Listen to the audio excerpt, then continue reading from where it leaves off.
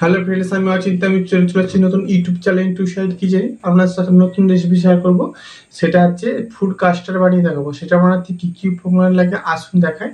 তার আগে একটা কথা বলে দিই, আমার চ্যানেলে রেসিপিটা ছাড়া আছে। আপনাদের যদি ভালো লেগে থাকে অবশ্যই লাইক কমেন্ট ও শেয়ার করবেন, বেশি বেশি করে শেয়ার করে দেবেন। তাহলে আর যদি আপনাদের আমার চ্যানেলে নতুন হয়ে থাকেন তাহলে প্লিজ সাবস্ক্রাইব করে দেবেন, নিচে বেল নোটিফিকেশনটা অল করে দেবেন যাতে আমার ভিডিও আমাদের কাছে আগে পৌঁছে। তাহলে চলুন ফুড কাস্টার্ড বানাতে কি কি উপকরণ লাগে আসুন দেখায়।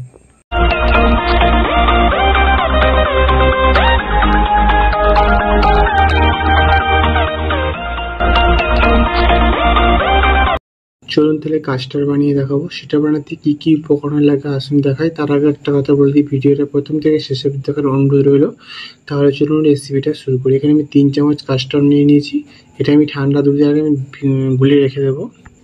অল্প একটু ঠান্ডা দুধ দিয়ে দেবো, এবার ভালো করে গুলে নেব। ভালো করে গুলে নিয়েছি, এবার আমি দুধটা গরম করে নেব। গ্যাসটা জ্বালিয়ে আমি দুধটা বসিয়ে দিয়েছি। দুধটা ভালো করে আমি ফুটিয়ে নেবো। আগে দুধটা ফুটে উঠেছি, আমি এবার কাস্টার্ডটা দিয়ে দেবো।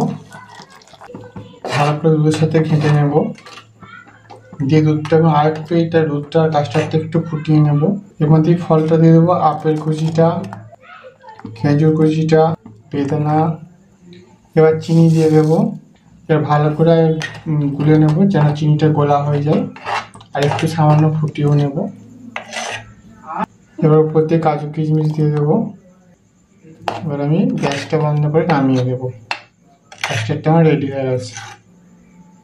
দেখুন আমার কাস্টার্ড রেসিপিটা রেডি হয়ে গেছে।